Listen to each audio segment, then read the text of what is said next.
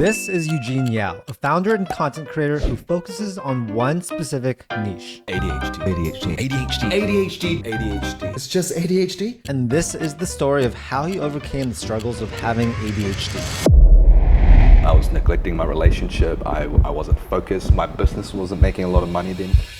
I realized I had ADHD. I woke up, I'll grab my phone and instantly start a game. And on the way to the office while I was driving, I'm also playing the game. While we're grocery shopping, I was also gaming. Junk food, social media, porn, gaming, gambling, drugs. That was my lowest point. I got called dumb, and the one that hurt the most was retard. And that was my nickname for like 5 years.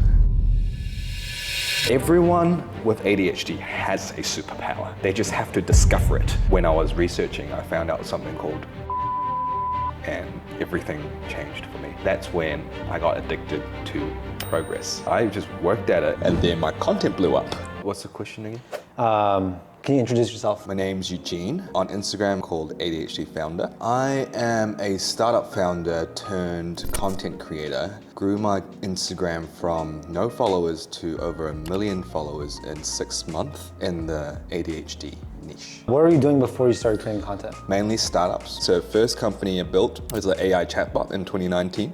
Before AI ChatGPT came, we were AI chatbot for realty agents and also for handymans. The main founder of that company ended up leaving, so then I also left. The second one was a restaurant marketplace. You go to a restaurant, you take a photo of your food, you get a discount for sending it to social media. So sending it to your friends, we grew that to like 150 restaurants in Auckland, New Zealand, over 10,000 users. Just for some context, you are originally from New Zealand. Yeah, I'm from New Zealand. And 2020 grew the restaurant marketplace app, and we all know what happened in 2020. It hit New Zealand like really badly. We had like 5 lockdowns. So because we had 5 lockdowns, all the restaurant closed and I had no revenue. So we pivoted into e-commerce. Same concept. If you want to buy, for example, this little speaker here, you buy it and then you upload it on social media saying, oh, I just bought this little speaker. I mean, a little mic, you get $10 off. So it's basically spreading word of mouth. We grew that to like over 1,500 brands and had investment from investors. And then I realized that wasn't my passion of doing e-commerce because it was making other people money.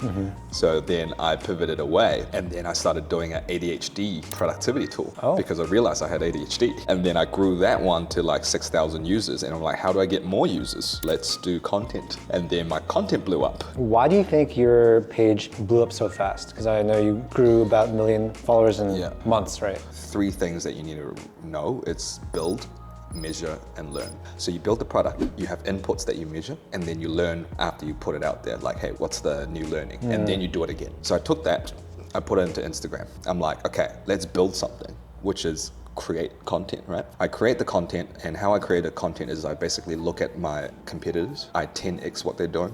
So whatever content they do it, I know how to make it better. By 10x, you mean volume or quality? No, quality. So their points of plot, their anything, like their lighting, their way they speak, how engaging it is, I just 10x what they're doing. And then I learn from the data.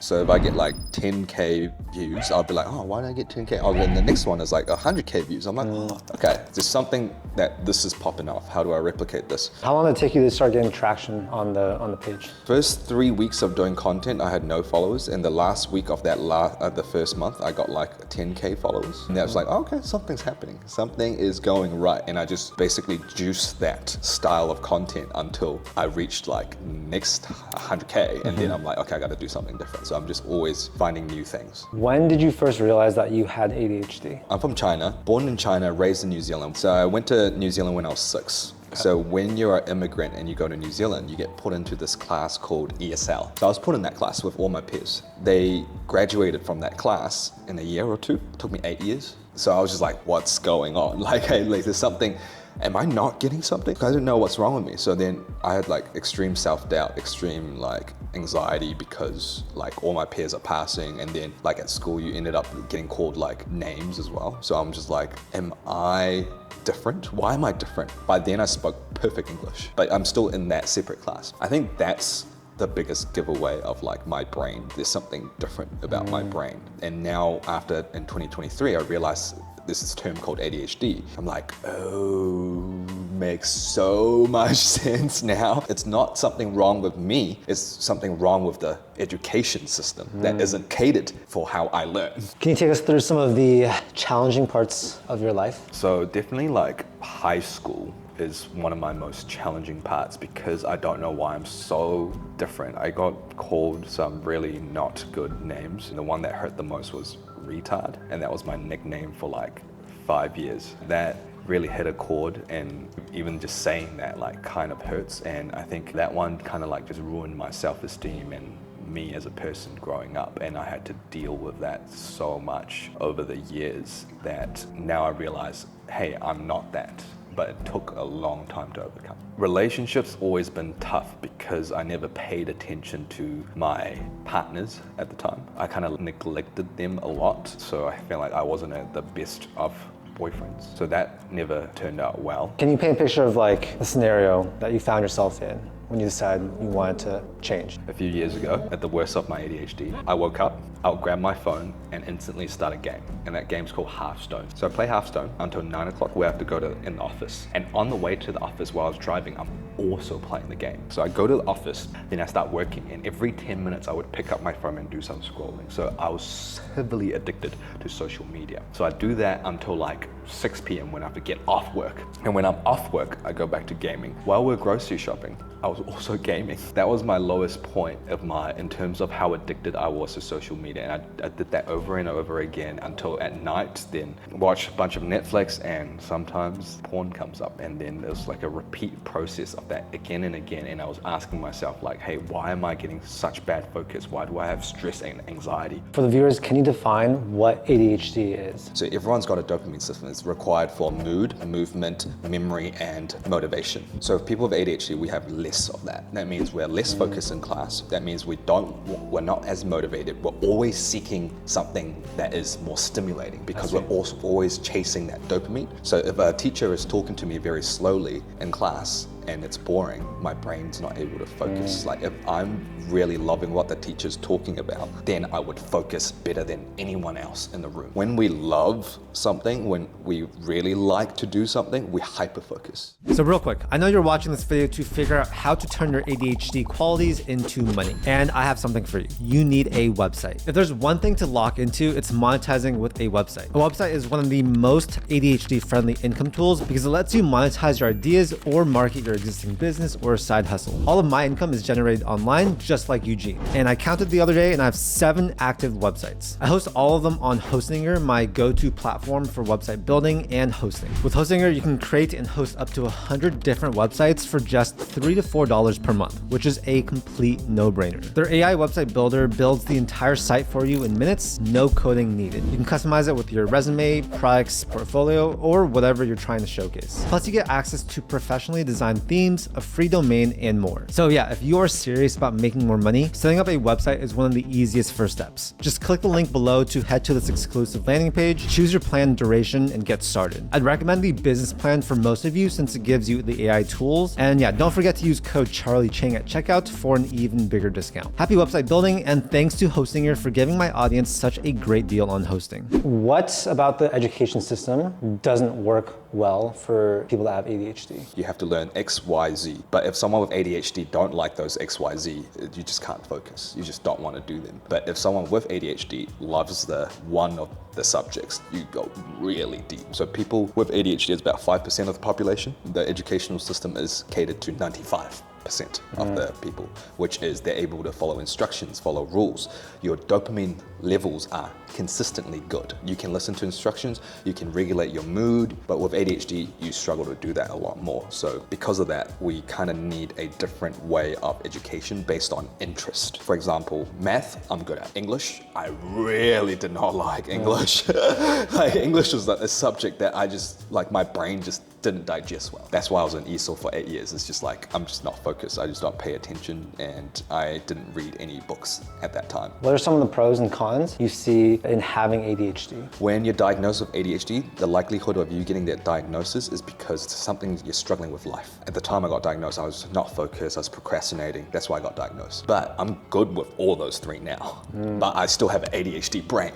Like, would I get a diagnosis for ADHD right now when I'm happy with my life? Not really. So there's two sides of the coin. One side is you can hyper-focus on things that you're interested in, and you'll be so good at that thing that you'll beat neurotypicals at doing that. And that is one, I would say for me, that's the most powerful thing. And there's other traits that are, for example, entrepreneurial, because we take more risk. We take more risk because we are more, what do you call it? We seek novelty, we seek adventure, and risk-taking is like a huge stimulation. And we're super creative. Like for me, make content a lot, I can like connect dots. I'll be like, oh, this is gonna be funny. Oh, this is gonna land. So there's a lot of pros, but the only time when it becomes a con is because for me, it's basically something wrong with the lifestyle. Everyone's with ADHD with the right type of lifestyle can thrive with ADHD. I can look at someone with ADHD, I can look at their current lifestyle, I can be like, oh, because you're eating this, because you're doing too much social media, you're stimulating yourself like this. Instead of how current society, they're like, oh, take this pill, capitalism, right? So they need to earn money too. Whereas the right way to look at ADHD is like, hey, let's look at your life. There's something that you're not optimizing. And if you optimize one of those things, your focus will come back. An easy example is I watch too much social media, I'm always on Netflix, I'm always gaming. When you're inducing so much dopamine into your brain, everything else is boring. Like if I'm, for example, gaming before I came to this interview, I don't even know what you asked me. Like I have no energy to do anything. This will be like for me a boring conversation, right? But right now I'm excited. This is novel for me because I don't do any of those. ADHD, people get addicted, super addicted to dopamine because we lack it. So dopamine comes from social media, porn, junk food, gaming, gambling, so all of those things. So you see the most common type of people with ADHD, they have an addiction, or they're also addicted to drugs and like alcohol. There are really people that are severely ADHD, and that's when you need those meds to actually change your lifestyle to get better. So for people that has really severe ADHD, me telling them to change their lifestyle will be extremely difficult because they won't be able to do it. So that's why the drug can come in, and then they start doing those things to change their lifestyles, they will get better. So what's the timeline that most people should take? Like, do they start by changing their lifestyle, or do they start by taking Adderall or those drugs? So it depends on your severity level. So I would say that there's something called a dopamine detox. Have you heard of it? Yeah. So it's basically you do a 30-day detox away from anything that gives you dopamine. So that would be junk food, social media, porn, gaming, gambling, drugs. Things start to change in your brain. Because the problem with ADHD is we have like a really badly regulated dopamine system. So if you're ingesting more and more dopamine, then our baseline dopamine actually goes down lower. So it's harder for us to focus. But if you stop stimulating your brain for 30 days, it goes back up to a level where you become, oh, I can focus again, I feel good. After I did a dopamine detox, I'm still addicted to dopamine. But what type of dopamine am I addicted to? Progress. So I was addicted to creating content, looking at the results, looking at my follower count, like rising. I was like, whoa, let's go. Productive stuff. Yeah, it's productive, right? So when you detox away from the high spiking instant gratification, you start to get addicted to more progress dopamine, and that's a more sustainable source of dopamine you get because it requires you to put an effort, like effort, outcome, instead of like, oh, I pull out my phone and I can get dopamine. That's no effort. So you always want effort-based dopamine. That being said, it's easier said than done. How does someone actually detox? Anything that you find enjoyable, you will have to quit. If you love reading books so much, that's actually a source of dopamine. Even though you think reading books might be healthy for you, it's giving you a lot of dopamine. So what you're trying to alleviate from, you're trying to bore out your brain for 30 days. And boredom for a dopamine detox is a sign that your brain is healing. Wow. And that's something that is extremely important that people don't know. For people with ADHD, when you're bored, you immediately want to get your phone out or seek another sort of like stimulation. But people don't know that boredom is a sign that your brain is healing. Be bored for 30 days. Yes, But how- like really be bored for 30 If your days. phone's there, aren't they? I'm just taking the phone. Yeah, so there's something called, you gotta like basically sanitize your environment, meaning that if there's cookies on the table, for example, ADHD brains, they can't control it. When they see cookie, they're like, oh, delicious, yum, I'm gonna grab it. Sanitize your environment, like everywhere, hide any dopamine sources. Whatever trigger, whatever cues you to do that dopamine activity, just delete it or sanitize it. So just making sure that your environment is set up so that your brain doesn't have to think. Your brain just knows. If someone has ADHD, how can they use it to make more money? First, definitely do a dopamine detox. So that's step one. Step two is once you do a dopamine detox, you'll find out what your heart really wants because you're away from distractions. If I tell someone with ADHD, what do they love doing right now? Video games, like I love all the things that are distractions, they'll think that that's what they love. But really, if you detox away from all these stimulations, you'll really look inside you and then you'll be like, oh, I actually really like this.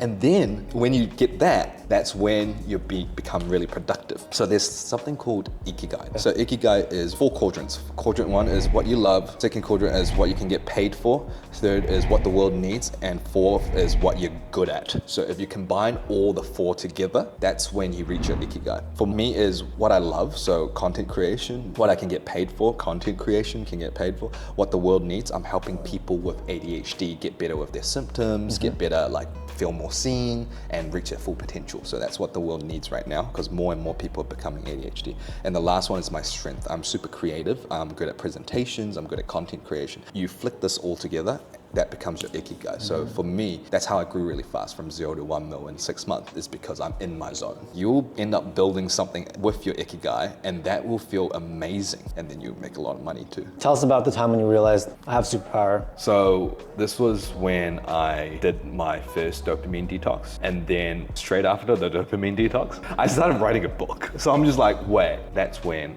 I got addicted to progress. On my LinkedIn, I put 1 million followers in 1 year before I started social media and everyone saw it. I thought it was an impossible task, but I was up for the challenge. I thought, oh, maybe I'll just get 500K at the end of the year and that's it's good enough for me. I just worked at it and I got 1 million followers. Actually, I got 1 million followers across my channels in less than 4 months, but 1 million followers on Instagram in 6 months. So that's when I realized, wow, ADHD is a superpower because once you're addicted to the right type of dopamine, you just go. What are some industries or careers that people with ADHD tend to be really good at? So anything to do with problem solving, because we're really good at pattern recognition. So software development, which my background's in software, any sort of creative work, I would say that it's really good. I would say the best is still entrepreneurship because you get enough stimulation, you're not working for someone else. We hate being micromanaged. We hate being told what to do. We love flexibility and freedom based on how much effort and how much time we can put in something. I think the best is still going to be working for yourself. That's still the best trait. And also we're great leaders because we're hugely empathetic. And sales is also really good. We love talking. You're really understanding human psychology as well. You're building good relationships. So if you're extroverted, ADHD and extroverted, sales is great. Well, for me, content creation, right? Yeah. So I think content creation is quite difficult for people to be really good at short form without being ADHD, because you're able to see the patterns and you're like, okay, I need to cut it here. This is what's exciting. This is what gets attention. And then the number you said before, about 5% of adults in the US or in the world? In the world. In the world. Do you think that number is smaller than it actually is or bigger? I think the amount of people that actually have ADHD is about 5%, but the amount of people that mimic the symptoms of ADHD, way bigger than that. If we're talking about spectrum, more than 20% have ADHD because of how social media is controlling our brains and stimulating the brain. The pros and cons of ADHD, do those also apply to the people that don't actually have ADHD but ADHD symptoms? There's no data, there's no fact on it, but we know that a lot of these ADHD symptoms are mimicked because you induce a lot of social media. And that was by Dr. Andrew Huberman. And what he mentioned is if you induce more than 2 hours of social media as an adult, you're mimicking ADHD symptoms. And that's basically, I would say, over 80% of Americans. So for teenagers, it's 1 hour. So I would say majority of consumers right now have more than 2 hours. So when they're talking about, hey, how's your focus?